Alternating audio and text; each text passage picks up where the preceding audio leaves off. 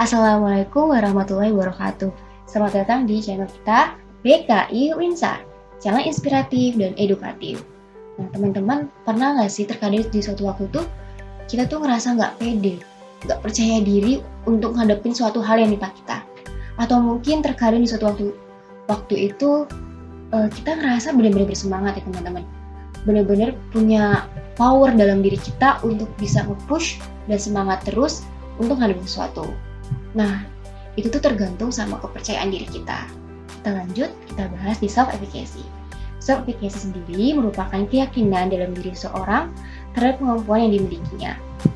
Bahwa ia itu mampu melakukan sesuatu atau mengatasi suatu situasi, dan ia beranggapan bahwa dia akan berhasil dalam melakukannya, teman-teman. Self-efficacy sendiri menurut Bandura, yaitu merupakan suatu kepercayaan diri terhadap kemampuan dirinya dalam melakukan sesuatu untuk mencapai kesuksesan. Selain itu teman-teman, ternyata ada banyak lagi loh yang mempengaruhi self-efficacy itu sendiri. Yang pertama ada faktor budaya. Faktor budaya yaitu melalui nilai values, kepercayaan belief, dan proses pengaturan diri atau self-regulatory proses yang berfungsi sebagai sumber self-efficacy dan juga sebagai konsekuensi dari keyakinan akan self-efficacy itu sendiri. Berikutnya ada gender. Perbedaan gender juga berpengaruh nih terhadap self-efficacy. Nah, selanjutnya itu ada yang namanya dari sebuah tugas yang dihadapinya. Lalu yang keempat ada intensif eksternal. Lain nih faktor di luar yang bisa menunjang self-efficacy itu sendiri, yaitu tentang insentif yang diberikan orang lain yang bisa merefleksikan keberhasilan seseorang, teman-teman. Nah, yang kelima, status atau peran individu dalam lingkungan.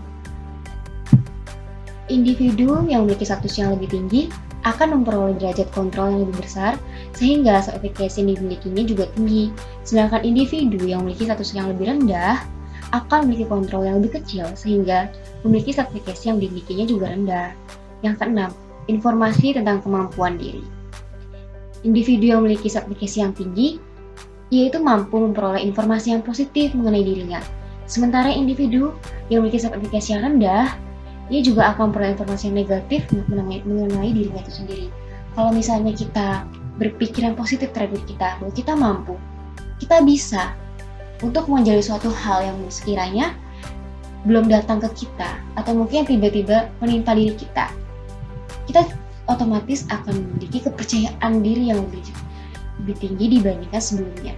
Tapi sebaliknya, jika kita memiliki pikiran-pikiran negatif dalam diri kita nggak pede, kita pesimis terhadap sesuatu, itu kemudian akan menurunkan self-efficacy diri kita, teman-teman.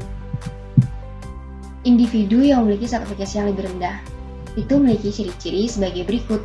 Yang pertama, lambat untuk bisa mendapatkan kepercayaan dirinya kembali.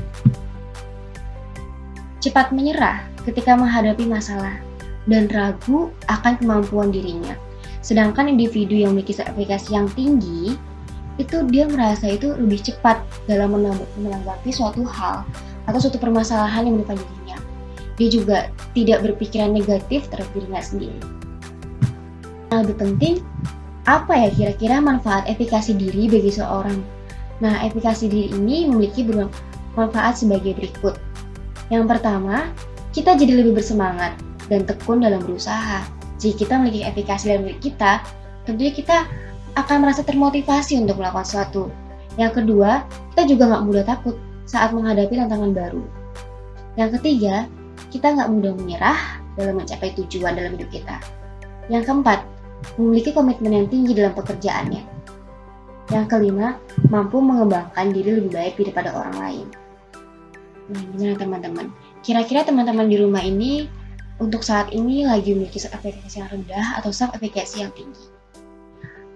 Sekian untuk materi kali ini. Kurang lebihnya mohon maaf. Assalamualaikum warahmatullahi wabarakatuh. Sampai jumpa di channel berikutnya, di episode berikutnya.